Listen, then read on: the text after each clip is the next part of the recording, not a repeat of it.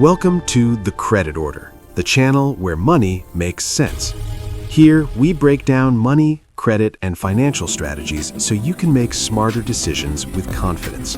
No hype, no confusion, just strategies that help you take control of your financial future. Let's begin today's topic. It's 3 a.m. You're staring at the ceiling.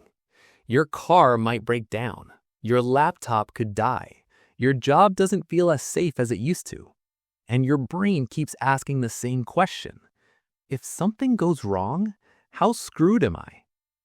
What if I told you there's a specific amount of money that makes those thoughts almost disappear? Not $1 million, not even $100,000.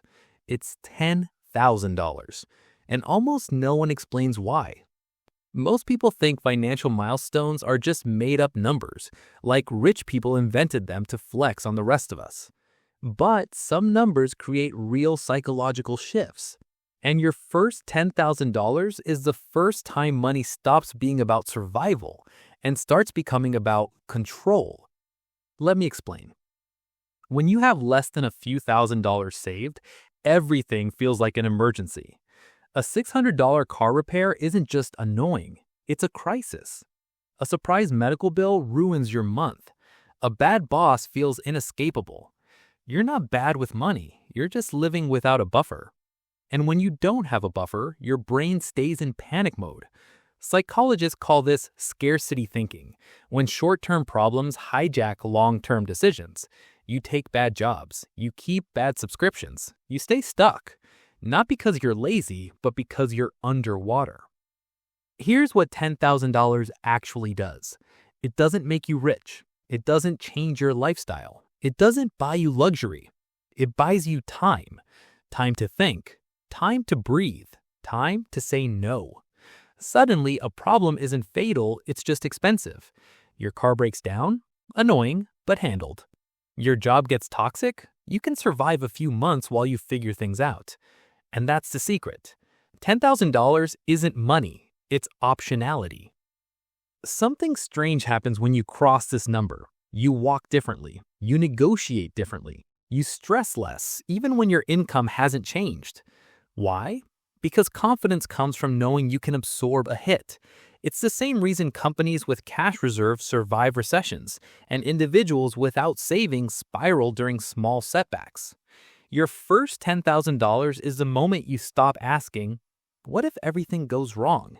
And start asking, what's the smartest move from here? That's a completely different life. Here's the uncomfortable truth. Most people never save $10,000 because they're waiting to feel ready. They wait for a higher income, less stress, a perfect budget. But none of that comes before the savings. The savings comes first, not from discipline, from identity. The moment you see yourself as someone who builds buffers, your decisions change automatically. You spend slower, you think longer, you stop financing convenience. Don't think of it as an investment fund. Don't think of it as a flex. Think of it as a life shock absorber. Money you hope you never need, but changes everything because it's there. And here's the most important part. The person you become while building your first $10,000 is more valuable than the money itself. That patience, that restraint, that confidence, you keep those forever. So if you're on that journey right now, starting small, feeling behind, you're not late, you're laying the foundation. Start small, stay consistent, and remember, your first $10,000 doesn't change your lifestyle, it changes your life. That wraps up today's video. At The Credit Order, our goal is to help you make smarter financial decisions. If you found this helpful, hit the like button, subscribe to The Credit Order, and turn on notifications so you don't miss future videos.